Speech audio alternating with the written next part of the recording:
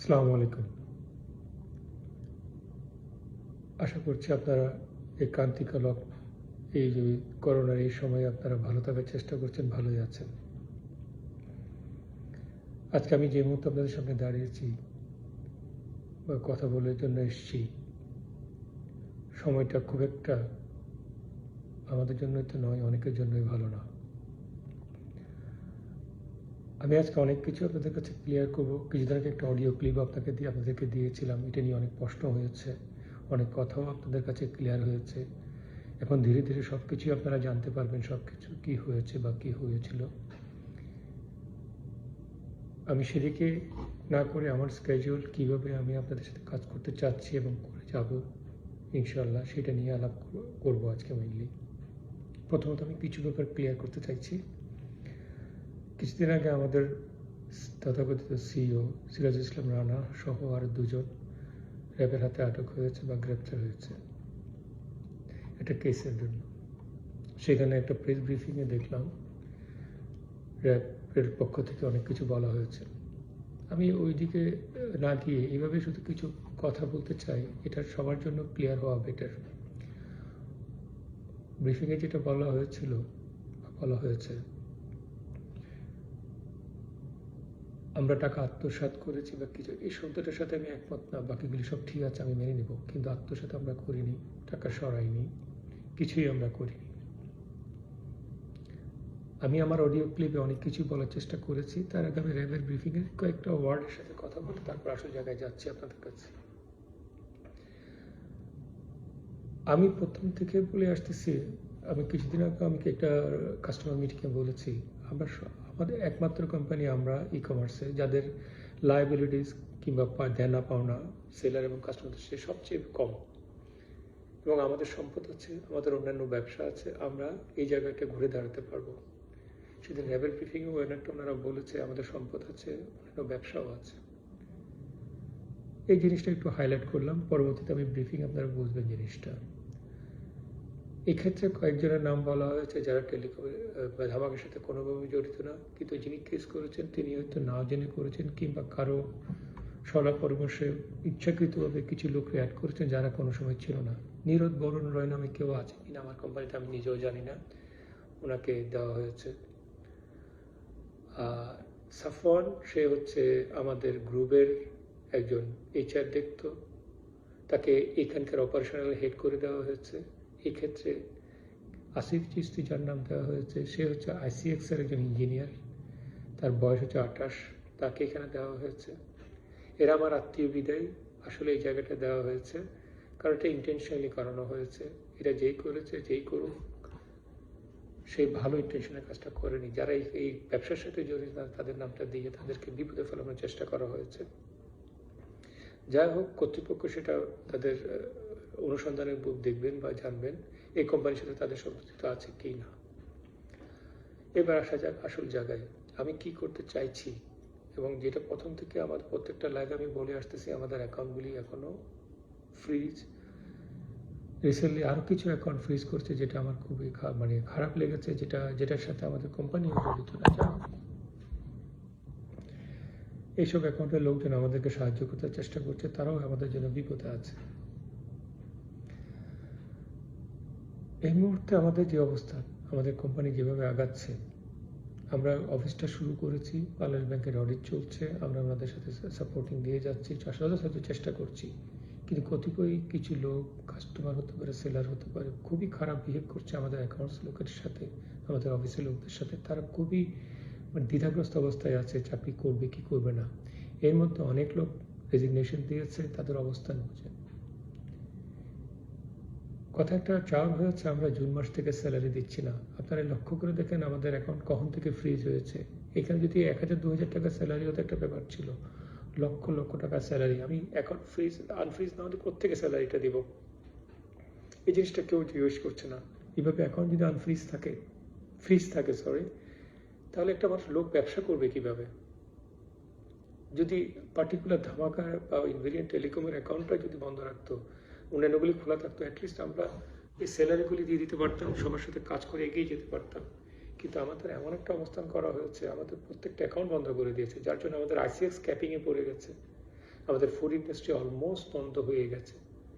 এইরকম যদি ব্যবসা বিরোধী পদক্ষেপ নিয়ে সব এখন ফ্রিজ করে দেওয়া হলো, এটা কী লাভ হচ্ছে আমি জানি না।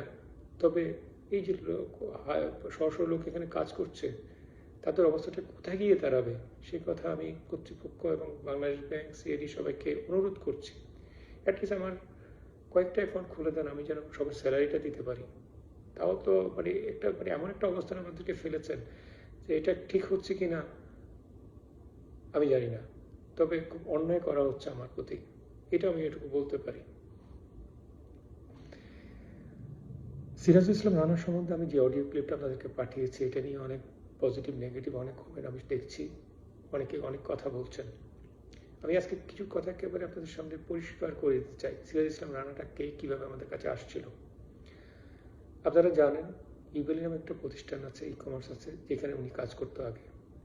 ওই সময়টায় প্রথম দিকে যখন ইবেলি সমস্যায় পড়লো, তখন আমরা আমাদের অন্যান্য ব্যবসা নিয়ে ব্যস্ত ছিলাম। সিরাজুল ইসলাম রানা আমার কাছে এসে অনুরোধ করলো আমরা যেন একটু ইবেলির সাথে কিছু করার চেষ্টা করি, কারণ আমরা প্রতিনিয়ত ইনভেস্টর এবং বিভিন্ন কিছুর সাথে বিভিন্ন লোকদের সাথে যোগাযোগ করতাম, সেটা সে জানতো। এরপর ইবেলির এমডিও তাকে নিয়ে আসলো, সে তাই নিয়ে আমার সাথে পরিচয় করিয়ে দিল। সে আমার সাথে চেষ্টা করেছিল, আমরাও চেষ্টা করেছিলাম ইবেলিকে ওই বিপদ থেকে উত্তরণের জন্য বিভিন্ন ইনভেস্টরের সাথে যোগাযোগ করিয়েছিলাম, এবং আমরা নিজেরাও চেষ্টা করেছিলাম, আমি এবং ডক্টর আলী এবং একটা গ্রুপ, আমরা চেষ্টা করেছিলাম ইবেলিকে সাহায্য করার জন্য। কিন্তু বাংলাদেশ ব্যাংকের প্রতিবন্ধকতা এবং তাদের বিভিন্ন অনুসন্ধানের জন্য বিদেশিরা প্রায় বাংলাদেশে কেউ আগানোর চেষ্টা করেনি। এইভাবে রানার সাথে আমার পরিচয়। এর মধ্যে রানা জানতে পারলো যে আমরা একটা ই কমার্স করেছি 2 বছর আগে, কিন্তু আমরা এটা অফিসিয়ালি লঞ্চ করার চিন্তা করছি। সে নিজে থেকে আমাকে এসে বলল যে সে আমাদের সাথে কাজ করতে আগ্রহী। তখন আমি আলী সাহেবের সাথে কথা বলে তাকে নেওয়ার কথা চিন্তা করলাম। এইভাবেই তার সাথে আমাদের পরিচয় এবং শুরুতে সে যখন আমাদের সাথে কাজ করতে আসলো নভেম্বর এন্ডে ডিসেম্বরের দিকে, তখন সে আমাদেরকে যেসব কথা দিয়ে কোম্পানিতে আসছিল, একটা কথাও সে রাখেনি। প্রথমত সে আমাদের কোনো এমপ্লয়ি ছিল না, সে আমাদের সাথে একটা MOU মেমোরান্ডাম অফ আন্ডারস্ট্যান্ডিংয়ের মাধ্যমে আমাদের সাথে জয়েন করে পুরো ই কমার্সটা চালানোর দায়িত্ব নিয়ে, এবং এইভাবেই দায়িত্ব ছিল অপারেশনটা সব কিছু সে চালাবে এবং তার মতো করে চালাবে, কিন্তু আমাদের সম্মতিতে। শুরুতে সে যা করলো, যে আমাদের সাথে কথাবার্তা বলেছে, শুরু করলো এবং আমাদেরকে বললো যে আমি চালাবো, আপনাদেরকে সবসময় সময় মতো জানাবো। কিন্তু এমনভাবে কাজটা করেছে সে, এইভাবে বলাটা উচিত হচ্ছে কিনা জানি না, উপর আল্লাহ আছে, আমি আপনাদের এই কথাটা এইভাবে বলছি। সে খুবই অ্যাপয়েন্টমেন্ট থেকে শুরু করে একটা পিওন অ্যাপয়েন্টমেন্ট থেকে শুরু করে তার প্রত্যেকটা পদে, প্রত্যেকটা অফিসার পদে যেভাবে অ্যাপয়েন্টমেন্ট দিত, সেটা নিয়ে HR থেকে শুরু করে সবার অবজেকশন ছিল। সবচেয়ে বড় অবজেকশন ছিল আমাদের অ্যাকাউন্টস ডিপার্টমেন্ট থেকে তার বিরুদ্ধে। সে যখন তখন উল্টাপাল্টা করে ক্যাশ টাকা ড্র করার চেষ্টা করতো, ক্যাশ টাকা দেওয়ার চেষ্টা করতো, চেক দেওয়ার চেষ্টা করতো, ইন্টেনশনগুলো ছিল ভিন্ন। পরবর্তীতে আমি আমার চেয়ারম্যান ডক্টর আলী সহ ওনার সাথে একদিন বসলাম যে আপনি কী করতে চাইছেন। তখন সে বলল, স্যার আগামী 6 মাসে আমরা 20 কোটি টাকা বার্ন করব এবং 5 লক্ষ লোক, আমরা 5 থেকে 10 লক্ষ লোক আমাদের সাবস্ক্রাইবার হবে, সেই 20 থেকে 25 কোটি টাকা আপনাকে বার্ন করতে হবে। আমি তখন আলী সাহেব আর আমি ডিসিশন নিলাম, ঠিক আছে 20-25 কোটি টাকা বার্ন করে যদি আমরা অ্যাকুইজিশন করতে পারি আমাদের কোনো সমস্যা নাই। এই জন্য আমরা বার্নিংয়ে তাকে সম্মতি দেই। আমি তাকে বলেছিলাম অফিসিয়ালি আপনি একটা কনসেন্ট পেপার নিয়ে কাজটা শুরু করেন। ওই ডিসেম্বরে আমি আমেরিকায় আসি। আমি মোস্ট অফ দ্য টাইম বিদেশেই থাকি, এই জন্য আমার আমেরিকায় আসা, আমার একটা চিকিৎসা চলছে, এখন কাজ হচ্ছে, ওই চিকিৎসার জন্য আমি চলে আসি। তো আসার পর আমি ডিসেম্বরের মাঝামাঝি পর্যায়ে আবার দেশে ফিরে যাই। এর মধ্যে সে কাজ শুরু করে দেয়। দেশে যখন ফিরে গিয়ে আমি দেখি যে কাজ শুরু হয়েছে, মোটামুটি একটা পর্যায়ে যাচ্ছে, তখন আমরা অফিসিয়াল কনসেন্ট নেওয়ার জন্য তাকে নির্দেশ দিই যে আপনি অফিসিয়াল কনসেন্ট নেন, কী করছেন না করছেন আমাদেরকে জানান। সে বলছে জানাচ্ছি। এই অবস্থায় চলার সময় সে দেখি কি তার মতো করে কাজ করে যাচ্ছে, আমাদেরকে জানিয়ে কোনো কিছু। তখন আমি আর আলী সাহেব প্রতিনিয়ত তাকে প্রেশার দেওয়ার পর ফেব্রুয়ারিতে আমরা আবিষ্কার করি মেজবা নামে একজন লোক, আরেকটা ছেলে আমি নাম মনে পড়ছে না, দুজন, তারা অ্যাকাউন্টসে অনিয়মে ধরা পড়ে গেল। প্রায় 4-5 লাখ টাকার একটা ব্যাপার, বা কি একটা ফিগারটা আমার ঠিক মনে পড়ছে না, সেটা টাকাটা ড্র করে ফেলেছে দেবাকরের সিগনেচার রানার কনসেন্ট নিয়ে। তারা সবাই জানতো ব্যাপারটা, কিন্তু অডিট ধরার পড়ার পর আমি তাকে ডাকি, তখন সবাই বলে যে না স্যার এটা চুরি করেছে। দেবাকর এসে বলেছে স্যার এটা আমি সাইন করেছি, কিন্তু চুরি করেছে আমি জানতাম না। যাই অনেক কিছু ঘটেছে। আমরা ওই দুজনের মধ্যে মেজবাকে পুলিশের হাতে তুলে দিই, যেটা দেবাকর এবং রানা চাচ্ছিল না, কিন্তু আমি চেয়েছিলাম যে এটা একটা খারাপ জিনিস, এটা ঠিক হয়নি। তখন মেজবা বনানী থানা থেকে কিভাবে যেন সে কোনো কাউকের মাধ্যমে আন্ডারটেকেন দিয়ে 2 দিনের জন্য জামিন মানে যাওয়ার ব্যবস্থা করে যে আমি এসে সব কিছু জমা দেবো, আমি নির্দোষ, এটা বলে সে পালিয়ে গেছে, আর আসেনি। পরবর্তীতে বনানী থানা তাকে খুঁজে পাইনি। এর মধ্যে মেজবা একদিন আমাকে ফোন করে বলে স্যার আমি তো চোর, আপনার আশেপাশে মহাচোররা আছে, আপনি অডিট করেন সব জানতে পারবেন। তাই এর মধ্যে সে দেবাকর এবং রানার নাম উল্লেখ করলো যে এটা পুরো একটা সিন্ডিকেট। আমি তখন অবাক হয়ে গেলাম। তখন আমি আমার অ্যাকাউন্টসের সাথে আলাপ করি যে আসলে এইবার অ্যাকাউন্টস তখন বলছে স্যার হ্যাঁ আপনি অডিট করলে তখন বুঝতে পারবেন। এর মধ্যে মার্চের ঘটনা এগুলি, তাদেরকে আমরা রমজান মাসের আগে ঠিক আগ মুহূর্তে, তখন আমি অডিট করার জন্য সবাইকে আলী সাহেব এবং আমি অডিট করতে বলি, অডিট করে কি পাওয়া যায় দেখি। এর মধ্যে আমি আমেরিকাতে অ্যাপয়েন্টমেন্ট পেয়েছি আমার অপারেশন ট্রিটমেন্টের জন্য। আমি এপ্রিলে আসার কথা চিন্তা করছি, রমজান মাস চলতেছে তখন। আমরা পাই প্রাথমিক পর্যায়ে আমরা জানতে পারি যে প্রায় 35 থেকে 38 কোটি টাকার একটা শুভঙ্করের ফাঁকি দিয়েছে রানা এবং সবাই মিলে। তখন আমি বিশ্বাস করতে চাচ্ছিলাম না ব্যাপারটা। আমি আলী সাহেবের সাথে আলাপ করি। আলী সাহেব বলে যে আপনি স্যার যেতে ব্যাপার একটা ট্রিটমেন্টে যাচ্ছেন, চলে যান, আপনি কাজ সেরে আসেন, আমরা অফিসিয়াল অ্যাকশনে যাব তার বিরুদ্ধে। তখন আমি চিন্তা করলাম যে ঠিক আছে, আমি অ্যাকাউন্টসকে এটা চেপে যেতে বলি, আমি না আসা পর্যন্ত, যে আমরা এসে এটা অ্যাকশন নেব। এবং এটা নিয়ে আমি বেশ কিছু আমাদের সংস্কৃত কর্মকর্তা মানে উচ্চ পর্যায়ের কর্মকর্তার সাথে আলাপ করেও আসি। আমি আসার কয়েকদিন পর যে কোনোভাবেই হোক রানা এটা জানতে পারে যে অডিটে আমরা বুঝতে পেরেছি তার বিরুদ্ধে এবং অ্যাকশনে যাচ্ছি। সে কিছুই বলে না। মে মাসের প্রথম দিকে সে আমাকে আমেরিকাতে ফোন করে বলতেছে অপারেশন খুব খারাপের দিকে, আমার কাজ খুব খারাপের দিকে যাচ্ছে স্যার, আমরা এগুলো করতে মানে টাকা পয়সা খুব শর্টেজ হয়ে গেছে, টাকা দিতে পারছেন না। টাকা দিতে পারছেন না, আপনি তো বলেছেন টাকা এনে টাকা চালাবেন, এবং কিছু কিছু মাঝে মাঝে আমরা বার্নিং পয়েন্টটা আমরা দেখবো সেলারদের সাথে। বলছে না আমি চেষ্টা করছি কিন্তু পারছি না। এইভাবে সে উল্টাপাল্টা করা শুরু করলো, এবং আমি দেখছি এত প্রেশার দিল। তখন আলী সাহেব আমাকে ফোন করলো। সে অনেক জায়গায় অনেক চ্যাটিং দেখিয়েছে আমি আলী সাহেব এবং তার মধ্যে, কিন্তু সে আমাদের টেলিফোন কনভারসেশনগুলি চালাকি করে উল্লেখ করে নাই। আমরা ওই রকম কথা বলতে আলী সাহেব আমার থেকে টাকা চাইতেছে, আমি দিচ্ছি দিব বলে ঘুরাচ্ছিলাম, কিন্তু পরবর্তীতে আমি 10 কোটি টাকা পাঠাই তাকে, 10 কোটি টাকা ব্যবস্থা করি। এই 10 কোটি টাকা নিয়ে 3 দিনের মধ্যে নান বান করে, আমি শব্দটা ইউজ করছি, নান বান লেফট অ্যান্ড রাইট করে সে বিভিন্নভাবে তার নিজস্ব কিছু সেলারদের অ্যাকাউন্টে এই টাকাগুলি বের করে ফেলে। এবং আমাকে চেয়ারম্যান সাহেব আলী সাহেব ফোন করে বলে যে এই লোক এইভাবে যদি করে আপনি যত টাকাই দেন সেই টাকা ভ্যানিশ করে ফেলবে এবং শেষ করে ফেলবে। ইন দ্য মিন টাইম আমরা কিছু লোকাল ইনভেস্টারের সাথে কথা বলছিলাম আমাদের সাথে মার্জারের জন্য। তারা আমাদের সাথে কনফার্ম করার পর আলী সাহেব এবং আমি ওই লোকাল ইনভেস্টার মার্জারের ফাইনাল ডিসিশন নেওয়ার পর রানার সাথে বসিয়ে দিই অপারেশনগুলি জানার জন্য। রানার সাথে বসার পর এই ইনভেস্টর আর ইনভেস্ট করতে রাজি হয় না। পরবর্তী আমরা জানতে পারলাম যে রানা উল্টা পাল্টা কথা বলে তাকে সরিয়ে দেওয়ার চেষ্টা করেছে এবং সে সরে গেছে। এই কথাটা অনেকেই জানে, আপনাদের প্ল্যাটফর্মে অনেকেই জানে, সেলার কাস্টমারদের অনেকেই এই কথাটা জানে। এরপর একদিন সে সিরাজগঞ্জের একটা ওনারকে নিয়ে আসে আমাদের সাথে মালিক করানোর জন্য। আমি আর চেয়ারম্যান সাহেব প্রথম কথায় তাকে না করে দিই, এই ছেলেটা অনেক ছোট এবং এই ব্যবসা বুঝে না, এর সাথে আমরা কাজ করব না। এটা তো সে খেপে যায় আমাদের সাথে। এরপর কয়েকদিন পর সে এমন একটা অবস্থান করলো, কোম্পানির সেলসটা আর্টিফিশিয়ালি ফল করাই দিল। আমরা এমন একটা অবস্থায় দাঁড়িয়ে যাই যে আমাদের তখন নাবিশ্বাস হয়ে যায়, আমরা অবাক হয়ে যাই। এটা আমি সেলারদের একটা মিটিংয়ে সেলাররা বলছিল কিভাবে হঠাৎ করে ড্রাই আউট হয়ে গেল। এটা পুরোটাই রানার একটা প্রি ম্যাচিউর গেম ছিল, প্রি অ্যারেঞ্জ গেম যেটাকে আমরা বলি। সে এখানে দেবাকর, সে মিথুন এবং আরেকটা ছেলে কি যেন নাম ইমতিয়াজ, এই 4 জন তারা 3-4 রাত বসে সেলারদের সাথে বিভিন্ন মিটিং করে এই কাজটা করলো। পরবর্তীতে আমরা এটা জানতে পারি। তখন চেয়ারম্যান পুরো অর্ধ পাগলের মতো অবস্থা হয়ে যায় ভদ্রলোক।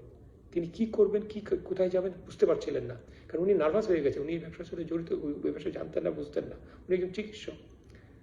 তখন আমি বললাম যে কি করা যায়। তখন বললো যে আপনি রানার সাথে কথা বলেন, রানা কিন্তু এই কোম্পানিটা টেক ওভার করতে চাচ্ছে, সে ইনডাইরেক্টলি অনেকবার আমাকে বলছে সে টেক ওভার করবে। তখন আমি রানার সাথে কথা বলি, রানা আমাকে কিছু বলে না। পরবর্তীতে সে চেয়ারম্যানের সাথে কমিউনিকেট করে তারা জিনিসটা তুলে নিবে, আমাকে বের করে দেবে এবং তারা কোম্পানিটা চালাবে।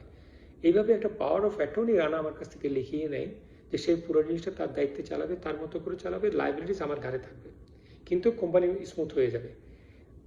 আমি তখন চেয়ারম্যান বলে যে কোনো উপায় নেই, তাকে এটা দেন, কারণ সে যে অবস্থা করছে পরবর্তী খুব খারাপের দিকে নিয়ে যাচ্ছে জিনিসটা। তখন আমি একটা পাওয়ার অফ অ্যাটর্নি তাকে পাঠিয়ে দিই। সেটার দরকার হলে আপনারা যদি দেখতে চান আমি আপনাদের প্ল্যাটফর্মে এটা পাঠিয়ে দিতে পারি। এটা নেওয়ার পর সে আমাকে বলে যে স্যার আমি দেখতেছি, আপনি চিন্তা করেন না। 3 দিন পর, এটা পাওয়ার 3 দিন পর সে আমাকে বলে স্যার 20 থেকে 25 কোটি টাকার ব্যবস্থা করেন, আপনি ওখানে থাকেন, আর আসতে হবে না, আমি চালাবো এবং এটা আমি নিশ্চিন্তে চালিয়ে নিয়ে যেতে পারবো। আমি চেয়ারম্যানকে বলি কি করব। চেয়ারম্যান বলে যে আপনি এই কাজটা কখনো ভুলে করা যাবে না, কারণ সে পুরো শেষ করে ফেলবে সবকিছু। তখন আমি জানতে পারি তার ভাই সেলিমের কথা। সেদিন প্রথম জানতে পারি যে এই লোকটা রাহেন মোটরসে কাজ করছে এবং তার মাধ্যমে রানা উল্টাপাল্টা সব কিছু করছে। আমরা যদি তাকে কোনো কিছু বলি, তারা মিডিয়াতে গিয়ে উল্টাপাল্টা নিউজ করে, জাহিদুল নামে একজন সেলার আছেন, বাহান নামে একজন সেলার আছেন, এদের সাথে মিলে তারা বিভিন্ন জায়গায় মিডিয়াতে ছড়াচ্ছে উল্টাপাল্টা অনেক কিছু। তখন আমি চেয়ারম্যান আর আমার মধ্যে একটা কথা হয় যে আমি চেয়ারম্যানকে সরাসরি কথা বলি, ভাই আপনি চিকিৎসক মানুষ, আপনি আপনার মতো প্রিকশন নেন, এই লোক থেকে আমাদেরকে বেরিয়ে যেতে হবে। এরপর আমি আসার জন্য আমার চিকিৎসকের সাথে কথা বলি, চিকিৎসক আমাকে প্রিকশন দেয়, আমি আসার জন্য প্রিপারেশন নিচ্ছিলাম। এর পরবর্তী জিনিসগুলি আপনারা সবাই দেখেছেন কি হয়েছে আমার সাথে, কি করা হয়েছে, পুরো জিনিসটাই। তারা ডিবিতে গিয়ে আমার বিরুদ্ধে বলেছে, সিআইডিতে গিয়ে আমার বিরুদ্ধে বলেছে, সে যেখানে যেখানে গিয়ে শুধু আমার বিরুদ্ধে এবং আমার পরিবারের বিরুদ্ধে বলেছে, অথচ সে আমার পরিবারের কাউকে চেনেও না, শুধু বিভিন্ন নাম কালেকশন করে সে উল্টাপাল্টা বলেই যাচ্ছে। এখনো পর্যন্ত যেসব কেস হয়েছে আমার এবং আমার পরিবারের বিরুদ্ধে, কেউ কিন্তু ব্যবসার সাথে জড়িতও না, সরাসরি তামাকের সাথে কেউ ব্যবসার সাথে জড়িত না, যে তাদেরকে সম্পৃক্ত করিয়ে সে শুধু তার ইন্টেনশনটা ক্রিয়েট। সে একটা ভিন্ডিকটিভ এবং আমার মনে বিকৃত মস্তিষ্কের একটা লোক। এই লোকটা আসলে একটা বিকৃত মস্তিষ্কের লোক। আমি জানতে পেরেছি সে এখনো বলছে অমুক তমুক সমুক, আসলে সে সবই মিথ্যা বলছে। আমি প্রপার এজেন্সিকে বলছি এই লোকটা প্রতিনিয়ত সুন্দর করে বাংলাতে এত মিথ্যা বলে, একটা সুস্থ লোকের পক্ষে বলা সম্ভব না। সে একটা বিকৃত মস্তিষ্কের লোক। আজকে কোম্পানি যে অবস্থাটা দাঁড়িয়েছে পুরো জিনিসটার জন্য এই একটা মাত্র ব্যক্তিই দায়ী। বিশ্বাস করেন আপনারা, আমাদের যদি কোনো ব্যাড ইন্টেনশন থাকতো, আমরা অন্যান্য ব্যবসা থেকে এসেছি, 7 মাস আগে এই ব্যবসাতে ঢুকেছি, সে যা বলেছে তাই করেছে আমরা, কিন্তু সে কোনো পারমিশন ছাড়া এই বিভিন্ন প্রোগ্রাম দিয়ে আমাদেরকে না জানিয়ে এগুলি করে আমাদের কাছে বিপদে ফেলার চেষ্টা করেছে এবং সে এই জায়গায় সার্থক হয়েছে। যেহেতু আমার চেয়ারম্যানের নলেজেই ছিল না, আমি পার্টিকুলার এজেন্সিকে রিকোয়েস্ট করছি তাকে জিজ্ঞেস করা হোক সে যে এই কোম্পানি চালিয়েছে তার কোনো পারমিশন আছে কি না। সে আমাদের কিন্তু এমপ্লয়ি না, এমওইউতে আসা একজন ব্যক্তি। 8 লক্ষ টাকা করে সে স্যালারি নিত, জীবনে সে 2 লক্ষ টাকার উপর স্যালারি পায়নি কোথাও। একটা রিউমার আছে প্রিভিয়াস কোম্পানিতে সে থাপ্পড় খেয়ে তাকে চাকরি ছাড়তে হয়েছিল বিকজ অফ তার কমিশনের ব্যাপারটা ফাঁস হয়ে গিয়েছিল ওখানে। তার প্রিভিয়াস কোম্পানির এমডি আমাকে বলেছিল, যিনি এখন বিভূত আছেন, যে আপনারা একটা ছোট লোককে অ্যাপয়েন্টমেন্ট দিয়েছেন যে কাজ জানে না, চুরি করতে জানে শুধু। তারপরও আমরা তাকে সহ্য করেছিলাম, কিন্তু আমি আমেরিকা থেকে ফিরে তার বিরুদ্ধে অ্যাকশনে যাবো, সবকিছু ঠিক করব, এই সুযোগটা হওয়ার আগে সে আমার বিরুদ্ধে এত কিছু করে ফেললো এবং সে একটা জায়গায় সাকসেস হয়েছে। যেহেতু আমি ছিলাম না, আমার বিরুদ্ধে যা বলেছে মানুষ তাই বিশ্বাস করেছে। এখন হয়তো অনেকে বুঝতে পারছে আসল জায়গাটা কি। আমি এটা রানার বর্ণনা দিলাম আপনাদেরকে, এটা আমার দেওয়াটা এখন ফরজে আইন মনে করছি আপনাদের কাছে, কারণ আমি জানি না পৃথিবীর সামনে কি হতে যাচ্ছে, কার সাথে কি হবে, কিন্তু এই ছেলেটা বা এই লোকটা আজকে আমাদের এই জায়গায় নিয়ে এসে দাঁড় করিয়ে দিয়েছে আমাদেরকে। এরপর এখন যে অবস্থানে আমরা আছি, আমাদের সম্বন্ধে অনেক কিছুই করা হচ্ছে, হয়ে যাচ্ছে। আমি আপনাদেরকে একটা জিনিস ক্লিয়ার করতে চাই, আমার ইন্টেনশনটা যদি খারাপই হতো, কোনো উল্টাপাল্টা কোনো কিছু আমি নিয়ে কাজ করতাম, আমি প্রতিনিয়ত আপনার সাথে যোগাযোগ করতাম না। বিশ্বাস করেন, টাকা মারা যদি ইচ্ছা থাকতো আমি প্রি প্রিপারেশন নিয়েই কাজগুলি করতাম। এটা সবাই যা করে। আমি এখানে সাধারণ জীবনযাপন করি, আমি এখানে আমেরিকাতে থাকি আজকে অনেক দিন, আমি চিকিৎসা করছি এখানে। আমার শরীরটা যে কী খারাপ আমি এটা বলে আপনাদের কাছে নিজেকেও ছোট করতে চাই না, আপনাদের কাছে হাস্যকর বা অন্য জায়গায় দাঁড়াতে চাই না। অনেকে অনেক কিছু বলছেন এগুলি নিয়ে। সব ভবিষ্যতে আপনাদের কাছে সবকিছু ক্লিয়ার হবে। শুধু এইটুকুই আপনাদের কাছে দাবি করছি বা বলার চেষ্টা করছি, আমার ইন্টেনশন সবচেয়ে ক্লিয়ার এবং আমার মন থেকে আমি আপনাদেরকে বলছি, আমি আপনাদের প্রত্যেকটা টাকাই ফেরত দেওয়ার জন্য রাজি এবং দেব ইনশাআল্লাহ। একটা জিনিস আপনাদের কাছে আজকে আমি ক্লিয়ার করি, আমরা কিভাবে কাজ করতে যাচ্ছি। রিসেন্টলি আমি একটা কাস্টমারদের সাথে কথা বলে একটা ডকুমেন্টস রেডি করেছি গুগলে, যেটা আপনারা সবাই ফিল আপ করছেন। আমি 50,000 যে কাস্টমাররা এই মুহূর্তে যে যাদের মাল বা টাকা পয়সা আমাদের কাছে পড়ে গেছে, তার মধ্যে প্রায় 12 থেকে 14,000 লোকের একটা লিস্ট রেডি করেছি, যাদের টাকা অতি শীঘ্রই আমি ফেরত দেওয়ার ব্যবস্থা করছি একটা মাধ্যমে ইনশাল্লাহ। এটা অল্প টাকা, কিন্তু আমি আপনাদের এই 14,000 লোকের অবস্থা খুবই খারাপ, 50,000 লোকের অবস্থা খারাপ, কিন্তু এই 14,000 লোক একেবারে নিম্ন মধ্যবিত্ত যাদের অবস্থা, আমি জানি না আমি কতটুকু আপনাদেরকে আশ্বস্ত করতে পারছি, কিন্তু আমি এই কাজগুলি শুরু করছি। আমি ডেলিভারি দেওয়ার চেষ্টা করছি, কিন্তু আমার এমন একটা অবস্থা হয়েছে আমার অ্যাকাউন্ট ফ্রিজ হওয়ার জন্য আমি কোনো জায়গায় কাউকে ভাড়া দিতে পারছি না। র্যাব যে বর্ণনায় বলেছে ভাড়া দিতে পারছে না, ঠিক বলেছিল ওনারা, কিন্তু আসল কথাটা তো আমার অ্যাকাউন্ট ফ্রিজ হওয়ার জন্য তো এগুলি পারছি না। আমি বাংলাদেশ ব্যাংককে অনুরোধ করছি, আমাদের ইন্টেনশন ক্লিয়ার, আপনারা ইনভেস্টিগেশন করতে থাকুন, আমাদের অ্যাকাউন্টগুলি খুলে দিয়ে আমাদেরকে ব্যবসা করতে দিন কাইন্ডলি। আমি বাণিজ্য মন্ত্রণালয়ের মাননীয় মন্ত্রীকে আপনাদের মাধ্যমে বলার চেষ্টা করছি, স্যার আমাদের লাইব্রেরিজ খুবই কম, আমাদের অ্যাসেট আছে, আমাদের অন্যান্য ব্যবসা আছে, আমাদের প্ল্যান ই কমার্সের যে প্ল্যান আমরা ইকেব এটা সাবমিট করেছি আপনাদেরকে দেওয়ার জন্য, এবং ইকেব এটা দেখে আপনাদেরকে পাঠিয়েছে। আমরা একটা নির্দিষ্ট সময় চেয়েছি এবং এই টাকা এর মধ্যে আমরা শোধ করে দেব, কিন্তু আনফর্চুনেটলি আমাদেরকে আমার বিরুদ্ধে মানি লন্ডারিং কেস দেওয়া হলো। র্যাবের বর্ণনায় যেটা দেখলো, আমি বিভিন্ন কোম্পানিতে টাকা সার্কুলেট করেছি, আমি আইনসম্মতভাবে সব কিছু করেছি, আমি ইনশাল্লাহ সব কাগজে আপনাদেরকে দিয়ে সেটা প্রমাণ করব। কিন্তু আপনারা আমার বিরুদ্ধে মানি লন্ডারিং কেস দিয়ে, আমার পরিবারের বিরুদ্ধে মানি লন্ডারিং কেস দিয়ে আমাকে পুরো জিনিসটা স্থগিত করার ব্যবস্থা করে দিচ্ছেন কেন? আপনারা যদি আমাদের পিছনে এইভাবে মিডিয়াট্রল হতে থাকে, আমরাও তো মানুষ, আমরা অন্যান্য কাজ করি, আমাদের অন্যান্য সেক্টরেও আমাদের ইনভেস্টমেন্ট আছে, ওই লোকগুলি কি হবে? আমার ফুড ইন্ডাস্ট্রি যদি বন্ধ হয়ে যায়, 300 লোকের কাজ বন্ধ হয়ে যাবে। ওনারা তো কোনো অপরাধ করেনি, আমার ওখানে কর্মচারীরা কোনো অপরাধ করেনি, রানার মতো কোনো দুশ্চরিত্র কিংবা বাজে লোক আমার ওখানে নাই, তারা অনেক লম্বা সময় ধরে আমাদের সাথে কাজ করছে। কেন আপনি আমাদের ওই অ্যাকাউন্টগুলি ফ্রিজ করে দেবেন? আমি মাননীয় মন্ত্রীকে অনুরোধ করছি, দয়া করে আমাদেরকে আনফ্রিজ করুন। আমাদের লাইব্রেরিজ কম, আমাদের অন্যান্য ব্যবসা আছে, আমাদের ই কমার্স নিয়ে অনেক চিন্তা ভাবনা আছে, আমাদের পলিসি অনেক বেটার, এক্সিস্টিং ই কমার্সের সাথে আমাদের কোনো মিল নেই। আমাদেরকে একটু সহায়তা করুন, আমরা ব্যবসা করে ফিরে আসতে চাই প্লিজ স্যার। আমি মাননীয় বাণিজ্য মন্ত্রীকে বলছি, স্যার আমাদের ব্যাপারটা আপনি একটু কনসিডার করুন। ইকেপ আমাদের মেম্বারশিপ উইথড্র করে দিল, আমার অবাক লাগে, ওনারা অনেক হেল্প করেন। আমি পার্সোনালি ইকেপের কয়েকজন কর্মকর্তার সাথে যোগাযোগ করেছি আমার বিদেশি ইনভেস্টরকে নিয়ে, ওনারা না জেনে কিছু কমেন্ট করেন যে বিদেশি ইনভেস্টর আনার কথা ছিল, আনে নাই। আমি কিভাবে আনবো? আপনার আমাদের পরিবেশটা কোথায় আছে? আমার অ্যাকাউন্ট আনফ্রিজ না হওয়া পর্যন্ত আমি কাউকে ইন করাতে পারছি না, কেউ কথাও বলতে চাচ্ছে না। যখনই তারা ইনভেস্টিগেশন করছে, বাংলাদেশ ব্যাংকে ফোন করে নেগেটিভ তারা উত্তর পাচ্ছে ওখান থেকে। আমাদেরকে এই অবস্থানে রেখে মানে না বিশ্বাস করে যদি ব্যবসাটা বন্ধ করে দিতে চান, আমরা কোথায় গিয়ে দাঁড়াবো? আমরা তো ব্যবসা করতে চাইছি, আমরা থাকতে চাইছি, আমরা এই 3 লক্ষ কাস্টমার এবং এই 700 সেলারদের মেরে কোনো জায়গায় গিয়ে আমিও তো শান্তি পাবো না। আমি আজকে মেরে আপনাদের সাথে ঘোরাফেরা করছি, কালকে 3 হাত ওই ঘরে আমাকে যেতেই হবে। ওখানে কি আপনি আমাকে কোনো পে অর্ডার দিয়ে পাঠাবেন যে ওখানে আল্লাহকে আমি পে অর্ডারটা দিয়ে আমি বেচতে চলে যাব? আপনারা বারবার একটা জিনিস বলেন, আমি টাকা মেরে দিয়ে এখানে বসে আছি। এই ইন্টেনশন আপনাদের কাছে কেন হলো? আজ পর্যন্ত আপনারা কোনোদিন আমার ফোন বন্ধ পেয়েছেন? যতটুকু যারা ফোন করছেন আমি ট্যাক্সের উত্তর দিচ্ছি, যাদের সাথে কথা বলার কথা বলছি। আমার যদি এতই যদি খারাপ মনে থাকতো, আমি ফোন বন্ধ করে চুপচাপ বসে তো থাকতে পারতাম। একটা মানুষের ইন্টেনশন বোঝাতে যদি এইভাবে পরীক্ষা দিতে হয় আমাদেরকে, আমরা প্রতিনিয়ত অ্যাকাউন্ট ফ্রিজ হতে চাচ্ছে, আমরা চেষ্টা করছি চালানোর জন্য, অফিসে লোক গিয়ে বসতে পারছে না, কেমন এটা?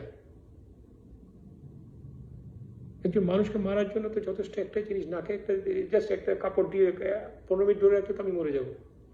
তেমনি তো করা হচ্ছে, আমার বিভিন্ন কোম্পানিকে নাক চেপে মারার ব্যবস্থা করা হচ্ছে। ধামাকা যদি অপরাধ করে থাকে ঠিক আছে, অন্যান্য কোম্পানিগুলি কেন আপনারা ফ্রিজ করলেন? ইনভেস্টিগেশনের পাশাপাশি এগুলি করা যেত না? আমি আজকে বিভিন্ন লোকের কাছ থেকে টাকা চাইছি, তারাও ভয় পেতেছে এইসব জায়গায় কাজ ইনভেস্ট করতে। মিডিয়া ট্রল যেভাবে করছে আমাদের পিছনে, আমরা তো পুরোপুরি কিছু হওয়ার আগে আমাদেরকে মেরে ফেলার ব্যবস্থা করা হচ্ছে। কেন? আমিও তো বাংলাদেশের নাগরিক, আমার কি অধিকার নেই বাঁচার? আমি যদি অন্যায় করে থাকি আপনারা শাস্তি দেন, কেন এতগুলি লোকরা শাস্তি দেবেন আপনারা? আমি এখনো কনফিডেন্টলি আপনাদেরকে বলতে পারি আমি কোনো অন্যায় করিনি। আমি এখনো কনফিডেন্টলি আপনাদেরকে বলছি আমরা কোনো অন্যায় করিনি। কেউ যদি কিছু করে থাকে সে তার শাস্তি পাবেই, কিন্তু শাস্তি পাওয়ার আগে আপনারা প্লিজ জাজমেন্টাল হবেন না। সময় টিভিতে কয়েকদিন আগে একটা অনুষ্ঠান করছে একজন ভদ্রলোক, 700-800 কোটি টাকা কি বলছে উনি নিজেই জানেন উনি কি বলতে চাচ্ছে। পরবর্তীতে আমরা জানতে পারলাম জাহিদুর নামে একটা লোক এইসব করাইছে তাকে দিয়ে। দেখুন জাহিদুর এবং কয়েকজন সেলার সম্বন্ধে আমি বলতে চাচ্ছি, আপনারা এগুলি করে কি লাভ আপনাদের? আপনারা যতক্ষণ পর্যন্ত আমাদের সেই চাওয়া মতো ডকুমেন্টস দিতে পারবেন না, আমি চিস্তি বেঁচে থাকতে আপনাদের একটা টাকাও আমরা দিব না। কারণ আপনারা রানাদের সাথে মিলে যা করেছেন সবকিছু আমাদের জানা আছে। আমি আজকে ওপেন বললাম সবার সামনে, আপনি ডকুমেন্টস দেন, আপনার টাকা আপনি পেয়ে যাবেন।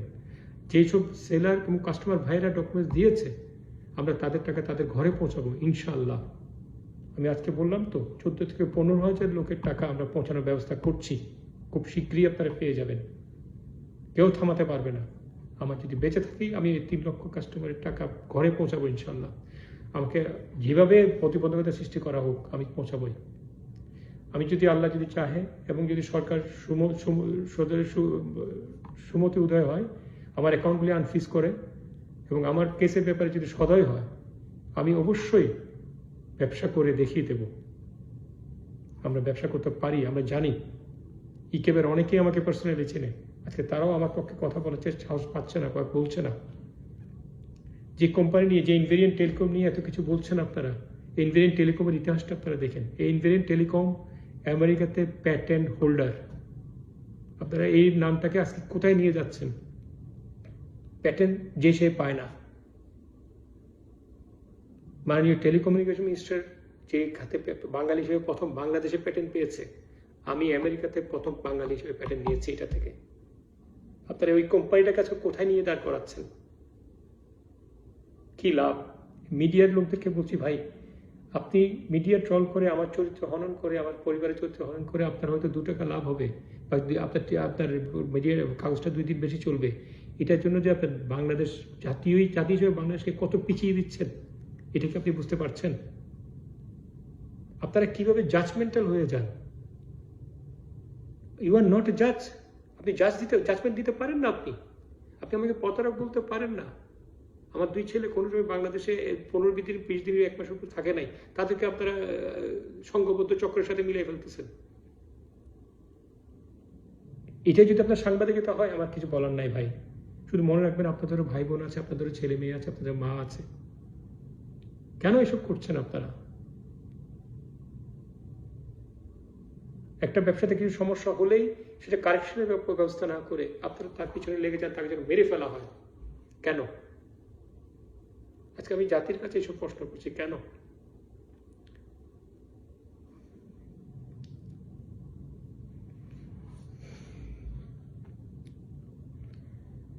একটা লোক যদি অপরাধ করে থাকে তাকে তো একটা সুযোগ দেওয়া হয় কিছু ক্ষেত্রে। এই ক্ষেত্রে কি তাই করা হচ্ছে? একটা মানুষ কিছু করার আগেও তো অনেক কিছু চিন্তা করে। এইভাবে যদি মিডিয়া ট্রল বিভিন্ন সিস্টেম করে প্রত্যেকটা কোম্পানিকে নষ্ট করে দেওয়া হয়, তাহলে ব্যবসা কিভাবে করবো আমরা? আপনারা যদি আমাদের চরিত্র হনন করতেই থাকেন, আমরা ব্যবসা কিভাবে দাঁড়াবো? আমি মাননীয় বাণিজ্য মন্ত্রীকে জিজ্ঞেস করছি এটা। প্রতিনিয়ত সবাই বলে যাচ্ছে বিভিন্ন কথা। একজনকে বলছে না এরা মানুষ, এরা ব্যবসা করেছে, এদের সাথে শহ লোক কাজ করে অনেক কিছু করছে। এদিকে না দেখে আপনারা সবসময় বলে যাচ্ছেন এটা করছেন সেটা করছেন, তারা পলাতক, এই পালিয়ে আছে। কেন এসব বলছেন? আমাদের দেশটা স্বাধীন করেছে কি আমাদের যে যারা মুক্তিযুদ্ধ স্বাধীন, এই কিছু শোনার জন্য? আমরা বিদেশের মাটিতে বসে অন্যায়ভাবে আমাদেরকে অপমান করার চেষ্টা করছেন আপনারা। কিছু হওয়ার আগে জাজমেন্ট দিয়ে দিচ্ছেন আপনারা কেন? আমি আপনাদেরকে অনুরোধ করছি, প্লিজ মাননীয় মন্ত্রী, আমাদের লায়াবিলিটিস কম, আমাদের অন্যান্য ব্যবসা আছে, আমরা ব্যবসা জানি, আমরা ব্যবসা বান্ধব প্রতিষ্ঠান, আমরা ব্যবসা করে টাকা শোধ করতে পারবো, আমাদেরকে সহায়তা করেন প্লিজ, আপনারা আমাদেরকে সহায়তা করেন। বাণিজ্য মন্ত্রী, আপনি আমার এই কেসটার দিকে সুনজর দেন। আমি এই কেসের কিছুই করিনি। এই রানা সবকিছু পাকবা দিয়েছে এখানে। আলী সাহেব আপনাদের পরিচিত, আলী সাহেবকে জিজ্ঞেস করুন। এই রানা আজকে আমাদেরকে এই পর্যায়ে এই কোম্পানিটা আজকে ধ্বংস করেছে রানা। আমি কাউকে এইভাবে দোষ দিতাম না, আমার এই অভ্যাসটা নাই। আজকে আমি এমন একটা অবস্থায় দাঁড়িয়েছি, আমার মাথাটা ঠিক নেই। আমরা এমন কিছু করি না যে আজকে এই অবস্থায় আমাদের আসা যাওয়ার কথা। কোম্পানির লাইব্রেরিজ চিন্তা করে দেখেন, এমন ছোট ছোট কোম্পানির চেয়েও আমাদের লাইব্রেরিজ অনেক কম। আমরা তো ইচ্ছে করলে এটা ডিসপোজ করে দিতে পারতাম। আমাদের কেন উল্টাপাল্টা কেস দিয়ে আমাদেরকে অবস্ট্রাগল ক্রিয়েট করা হচ্ছে?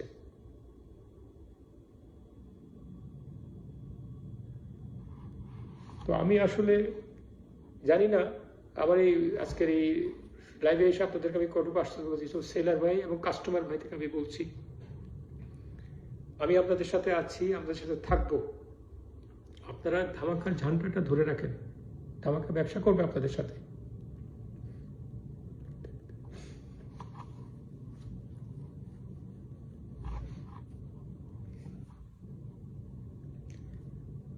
ধামাকা আপনাদের সাথে ব্যবসা করবে, ধামাকা পালিয়ে যাবে না কোথাও। ধামাকা জানে কিভাবে ব্যবসা করতে হয়। ধামাকার যে captain of the ship Jasimuddin Chishti, সে জানে কিভাবে ব্যবসা করে আগাতে হয়। চিশতি কোনোদিন চুরি করতে আসেনি এখানে। এই বয়সে আমার চুরি করার কোনো ইচ্ছাও নাই।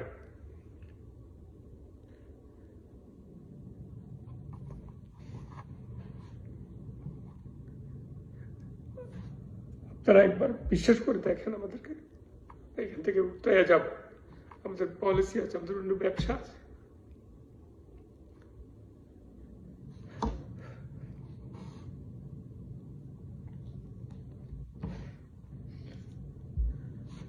সরি, আমি একটু এনিওয়ে, আমি যেটা বলার চেষ্টা করছি, আমাদের ইচ্ছা আছে, পালানোর কোনো ইচ্ছা আমার নেই।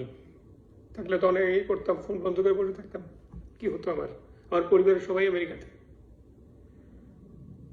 বিশ্বাস করেন, আমার 3 লক্ষ লোকের কথা মনে পড়লে আমার একটু ভালো লাগে না।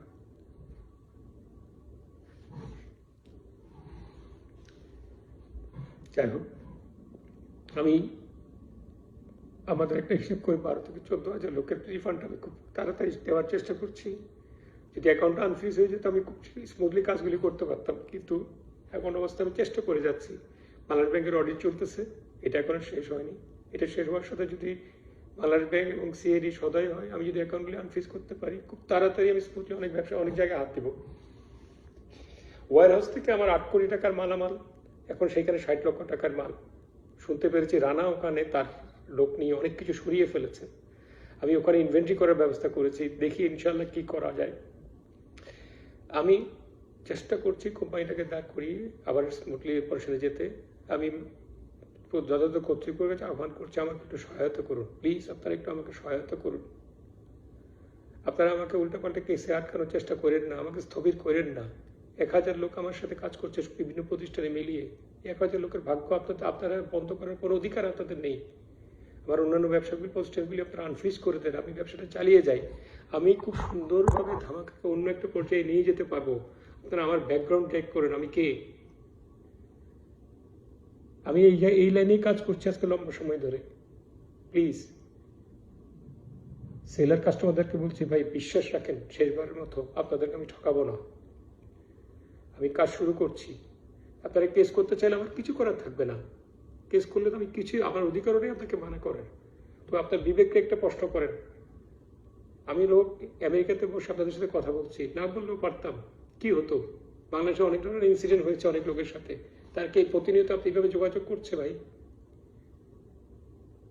আপনারা মুসলমান হিসেবে একবার বিশ্বাস করে দেখেন আমি কি করছি। বিভিন্ন পত্র বিভিন্ন মিডিয়াতে বলছে আমি ভান করছি, বিটকয়েন পাস করার জন্য এইভাবে বারবার এসে সময় দেওয়ার চেষ্টা করছি, বিশেষ সময় টিভি। এরা কেন যে আমার পিছনে এইভাবে লেগে পড়েছে আমি বুঝতে পারছি না। আমি পার্টিকুলারলি বললাম বিকজ এই সময় টিভি পারবার সময় দেখি তারা বলে যাচ্ছে বিভিন্ন প্রোগ্রাম সম্বন্ধে। কেন ভাই, আপনি কি জানেন আমার সম্বন্ধে, এইভাবে বলছেন কেন, কিসের জন্য? আপনার কি একবারও ভাবেন না যে আমার সাথে যারা কাজ করছে তারাও আপনার ভাই বোন হতে পারে? নেগেটিভিটি বলা শুরু করলে পজিটিভটা ভুলে যান কেন? দয়া করে আমাদের প্রতি একটু সদয় হন সবাই আপনারা। আমি এই 3 লক্ষ লোককে নিয়েই আগাবো, আমি ফিরে আসব। আপনারা আমাকে সহায়তা করেন কাইন্ডলি সবাই। আমাদের লাইব্রেরিজ খুবই কম, আমরা এই লাইব্রেরিজ ডিসপোজ করতে পারবো যে কোনো সময়ে।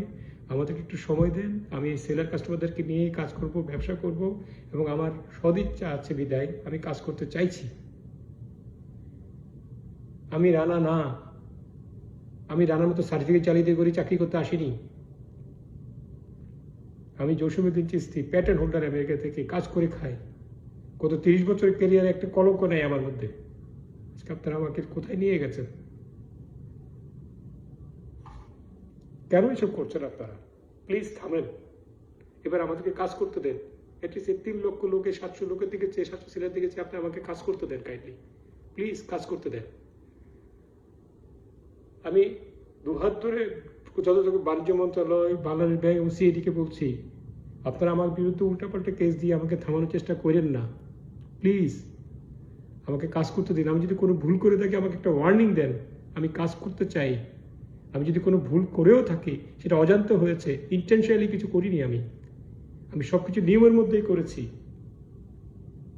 আমাদের কোম্পানি একমাত্র কোম্পানি এই মুহূর্তে, এই বিগত সময় যেসব কোম্পানি 10-12টা কোম্পানির নাম আছে, আমাদের কোম্পানি একমাত্র যাদের লাইবিলিটিস কম, যাদের অন্যান্য ব্যবসা আছে। আমরা অন্যান্য ব্যবসার এক্সপিরিয়েন্স করেছি, অনেক এক্সপিরিয়েন্স আমাদের আছে। তো আমি আর বেশিক্ষণ কথা বলতে চাইছি না। আমি আবার পুনরাবৃত্তি করছি, সেলার কাস্টমারদের সাথে আমি কাজ করা শুরু করছি, কাস্টমারদেরকে পেমেন্ট দেওয়া শুরু করছি। ইনশাল্লাহ আপনারা আমাদের সাথে থাকেন, এবং আমি চেষ্টা করছি খুব শীঘ্রই যত সম্ভব। আনফিনিশ হলে তো আলহামদুলিল্লাহ খুবই ভালো, না হলেও আমি কিছু কিছু করে শুরু করে দিচ্ছি। আপনারা আমার সাথে থাকুন, আমি কোথাও জায়গায় যাচ্ছি না, আপনাদের সাথে আমি আছি। বাকিটা আপনাদের উপরে ছেড়ে দিলাম। আপনাদের এই ভাইটাকে আপনারা রাখবেন নাকি বের করে দেবেন, আপনাদের চয়েস এটা। আল্লাহ আছে উপরে। আমি এখনো বলছি, আমি জানি এটার পর আবার অনেক মিডিয়া ট্রল করবে, আমি ওদিকে আমার কোনো দেখার বিষয় না। আমি 3 লক্ষ লোকের 700 কাস্টমারের কথাই চিন্তা করছি বারবার। এই টাকাটা দেওয়া আমাদের জন্য কোনো ব্যাপার না, আমাদের অন্যান্য ব্যবসা আছে, আমরা সব ব্যবসা চালাতে পারলে এই টাকা আমি শোধ করে আসবো, এবং আমাদের কাছে সুন্দর প্ল্যান আছে। এই প্ল্যান দিয়ে আমরা এখান থেকে বেরিয়ে আসতে পারবো। আমাদেরকে সহায়তা করুন। ইকেপকে বলছি, আপনারা আপনাদের মেম্বারকে সহায়তা করুন। একটা উইথড্রল করে দিয়ে একটা মেম্বারশিপ, এটা কোনো সমাধান না। আপনারা নিজের দায়িত্ব এড়াতে পারেন না। আমি আপনাদের মেম্বার, আমি কাজ করতে চাইছি, আপনারা আমাকে সহায়তা করুন কাইন্ডলি। আপনারা ভালো থাকবেন সবাই, আমার জন্য দোয়া করবেন। আপনারা সবাই সুস্থ থাকুন। আসসালামু আলাইকুম।